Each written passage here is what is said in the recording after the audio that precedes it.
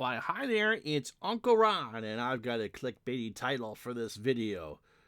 The two questions I never like to answer. And the reason why, I'll tell you what they are right off the bat. What game do you prefer game A over game B, regardless of what it is, and how accurate is whatever game people are asking about? And the reason why I don't like to answer those questions, kind of simple. Unless you're a new gamer, let's start with do I prefer game A or game B? It doesn't matter what it is, if it's Strat or APA or Action PC, anything, or any other football game or that. If you see me play it on the channel, chances are I like the game. Does that mean that I think that one game is better than the other? My counter to that is what works for me isn't necessarily going to work for you because there are so many different styles of games. I mean, you've watched myself and Dave Gardner or listened to Dave Gardner and myself talk about some of these things. I like longer play games. He likes games that don't involve so many decisions. He will play longer play games, and I will play shorter play games. Does that mean that I prefer one type of game over the other? Not really, no. I think it depends. If you know what your play style is, and we talk about a lot of different games, then you should be able to pick up from the description of what we're talking about whether that type of game is going to be for you. Let's say Apple Hockey. If you don't like making a lot of decisions, but want to have the game play out from you in front of you like it would on television, then that's a great game for you. If you like to make a lot of decisions in a hockey game, then Action PC and Strat is probably the game for you. But again, it really depends on what you are looking to play, as opposed to saying, oh yeah, this is the greatest thing since sliced bread. Because again, I mean, he plays games that I'm not real fond of, and I play games that he's not real fond of. I'm not going to tell you what they are. That's probably the other question of like, what don't you like to play? Not touching that one. Not in public. It really is, think about the style of game that you like to play. I know that if you are new to games, and a lot of those questions come to those are, oh, I've just discovered this. How does it compare to that? Again, if it depends on how new you are and the style of game that you like. I know for the computer games, I know that Action PC offers a 30-day money-back guarantee. So, look, if you don't like the game and you pick it up, he'll give you your money back. And you can't be mad because, oh yeah, this is the greatest thing ever. Or, no, I didn't like this. I just, what game is better really is, it really depends on what it is, the style of games that you like to play. Some, if you find a game that's not for you, then it's not for you. And other people just might absolutely love it.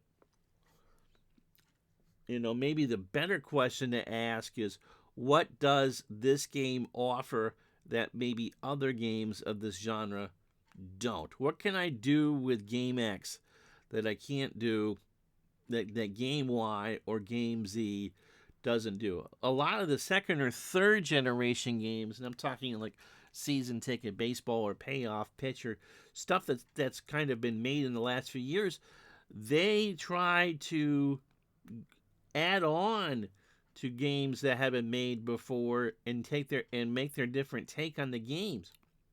They're trying to find a niche or a style of play that they find isn't available or isn't easy, or a flaw in a game engine that they have. I can fix this, and here's how I do it. And that's how replay baseball came to be. It was pretty much this is what the creators didn't like about APA baseball, and they came up with replay.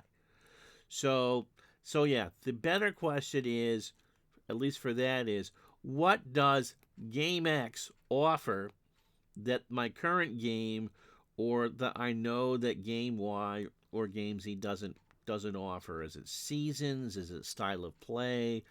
Or that? Because, first of all, people are going to be pretty partial to the games that they play. And in both of the major Facebook groups that I moderate, Digital the Dice, the podcast one, and Dave Little Sports Simulations and Replays, game creators are going to want you to play their games. If you say, which is better, game A or game B, more often than not, a couple game developers are going to say, well, have you tried my game? Which I think in some ways is fair game to say to that, because you might not know that game exists.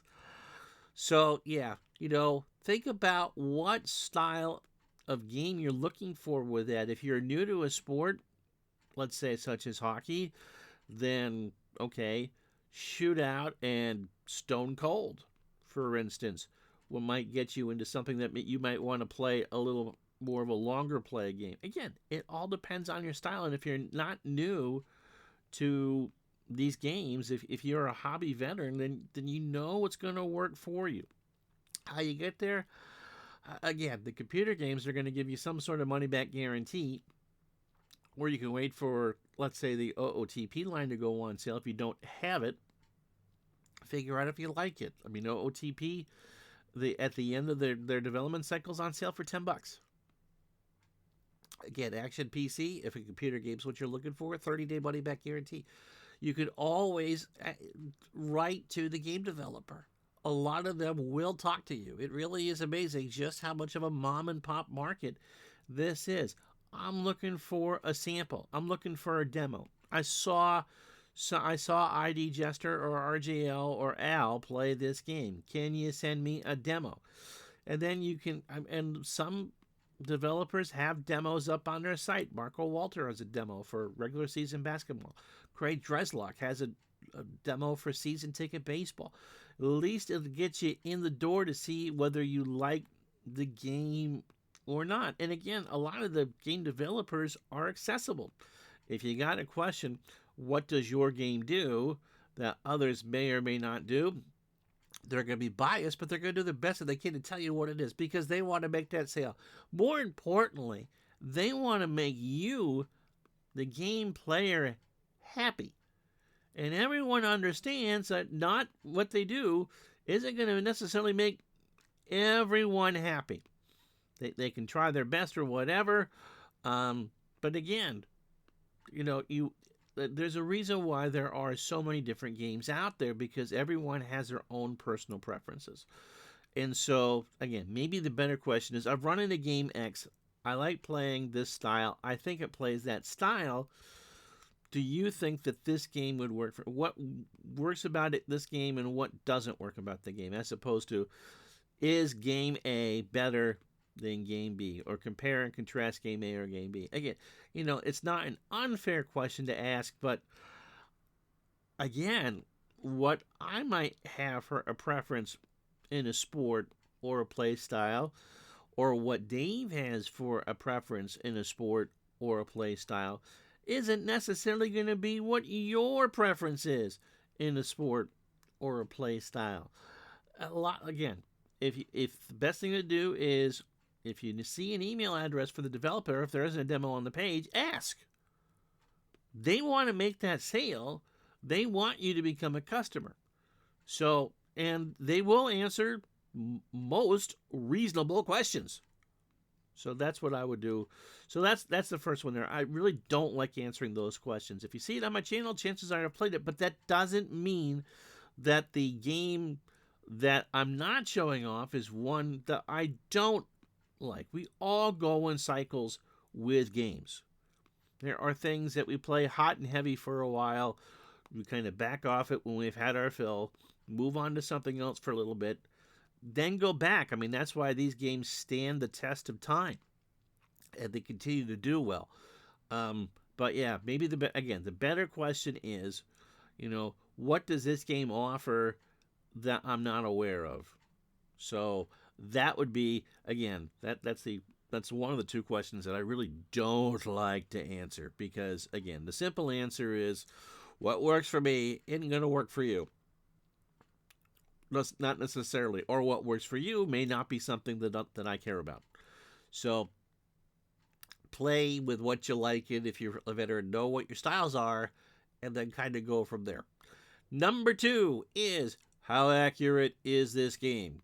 Accuracy is kind of like window shopping for a car. Different things mean accuracy, I believe, means different things to different people. Are you looking for team records to be in the ballpark? Are you looking for league totals to be in the ballpark? Are you looking for your favorite player to kind of match up with all that? All games are math.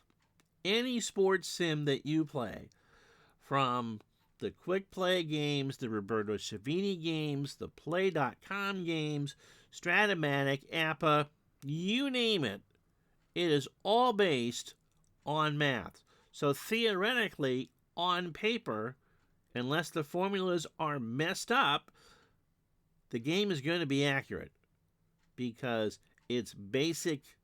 I wouldn't say basic, but it's math. There's some algebra involved. How they get there to give the experience that they want you to enjoy may be a different situation, but may be different, but it's all based on the same things. Some people have access to statistics that others may not have had 10 years ago. What's out there today in all the sports is so amazing that the newer companies can print out games that are fun to play and accurate and all that. But again, what for you is accurate? My definition for accuracy would be, are the league totals about right? In football, for instance, the difference between a 10 and 16 or 11 and 6 team and a 6 and 11 team may be as little as 6 points. And so if you played a game on the tabletop or on the computer, I'll give you a good example. The Kansas City Chiefs in 1978 were a 2 and 14 team, but they lost 6 or 7 games by less than 1 touchdown.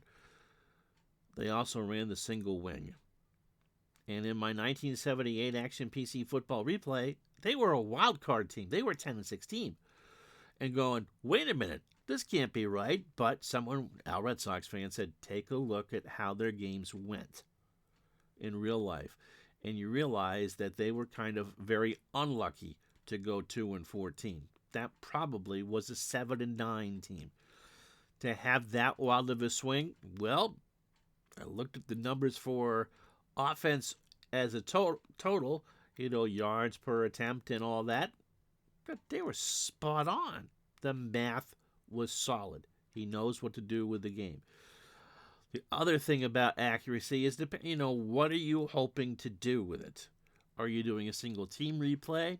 I mean, the more games you play with any engine, the better off you're going to be to try to find out how accurate it is. If you played, let's say, any Philadelphia Phillies season and played 162 games with any medium to long play engine, I'm talking from payoff, pitch, and pocket pennant run all the way to Strat, Super Advanced, and APA Master, chances are they're going to give you, in the end, pretty much the same numbers, because you've played everybody. That's the thing with any sort of replay, is the more of it you play, the closer it's going to be to whatever it is that you consider it to be accurate. As someone who does a lot of projects, I don't mind that teams don't necessarily match their real life records. And if you have an outlier, I think in my 49 Action PC replay for baseball, the Washington Senators overperformed the first half of the year. They, I think, won 15 or 20 games more than they did in real life.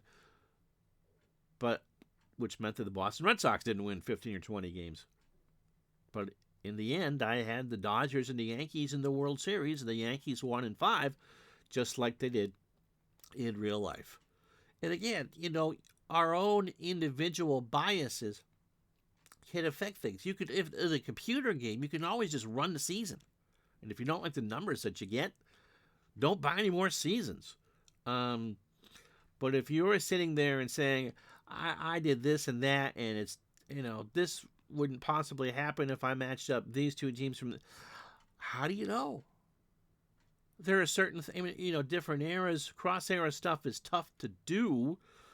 I mean, especially basketball because pre 1980 there's no 3-point shot. Pre 1980 in college basketball there's no shot clock. Hockey is such a vastly different game now than it was 50 years ago. I mean, there's a reason why baseball implemented a designated hitter. Um, it means different things to different people.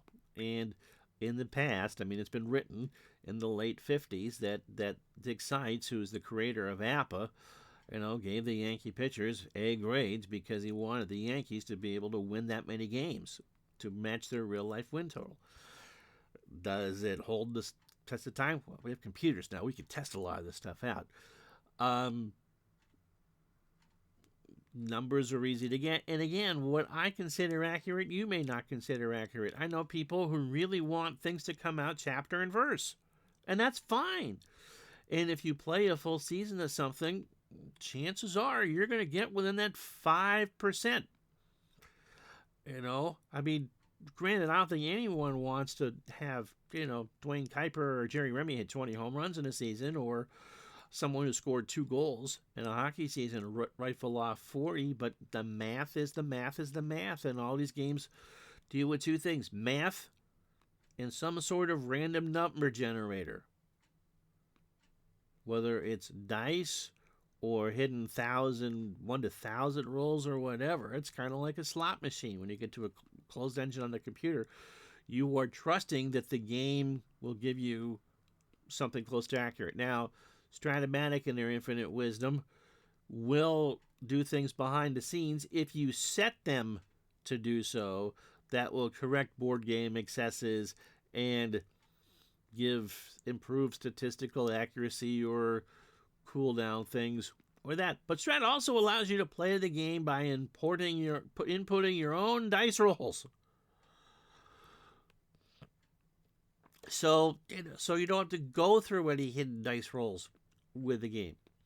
I also think that how we coach, manage, and play these games affects how things come out.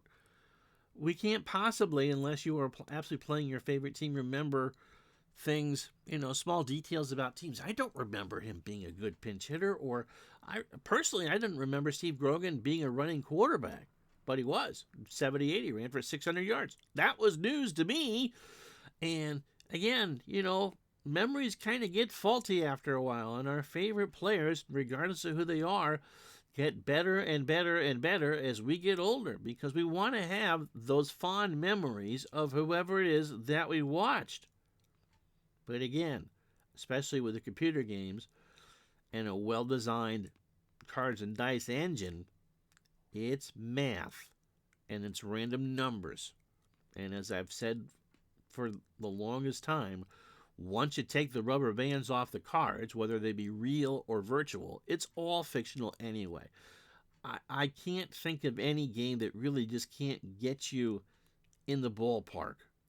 It's going to be accurate. And, a game like Pro Strategy Football, which is done on pure ratings as opposed to stats, they tell you right off the bat that it's more get you in the ballpark as opposed to super accurate sim.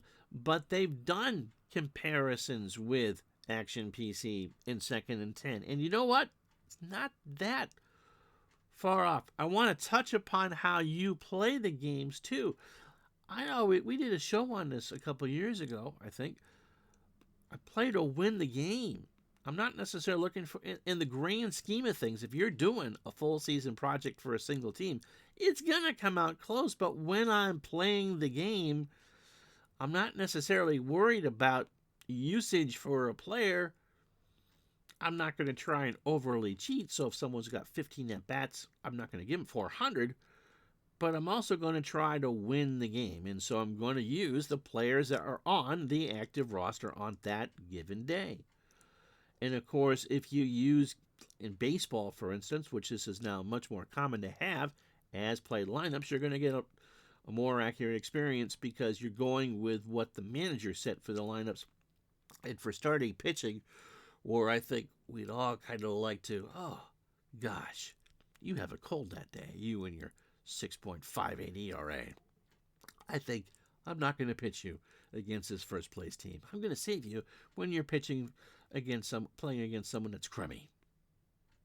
As played, you can't really do that. You go with there like, oh, I gotta face Freddie Freeman, Mookie Betts, Shohei Ohtani, with the pitcher with an earned average of 6.5. Just get me 3 innings and move on. And the other factor too, especially in baseball, are you using pitcher fatigue? If you're playing a computer game, are they using pitcher fatigue? Like, oh, I want to go and use my closer again. Nope, you have used him 2 days in a row. He is unavailable. Good luck getting those 3 outs from Mark Clear, George Frazier, not so healthy Mark Davis, or any of the other, how that goes. I think how we manage games, whether we mean to or not, can turn a super accurate replay into one that you might not think it is. But again, are you playing to do stats, or are you playing to win the game? So, again, I think that anyone who's done a good effort in producing a game is going to be within the ballpark. Is it going to be no game is ever going to be open up the stat page and open up Pro Football Reference and go, yep, dead on. But they'll get you close. And depends on what you want for variance. And again, to get back to how I started with the question, what you might consider accurate, someone else may not matter to them. So that's how I would answer those questions. The 2 questions that I really just kind of the pet peeve questions. Do I prefer game A to game B, and how accurate is this sim?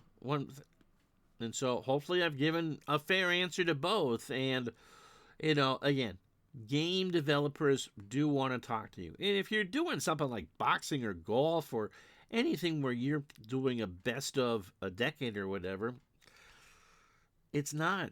But they didn't play to begin with. And so it's realistic. I think the better word to use is how realistic for the game. And I find that all of the high-end big purchase games, I'm not talking big money purchases, but all the ones that you see in the Delphi forums, the ones that get the good reviews, the ones that people play and share the replays for, they're accurate. Whether you like that or if it's accurate in the way that you think of accuracy, that's up to you.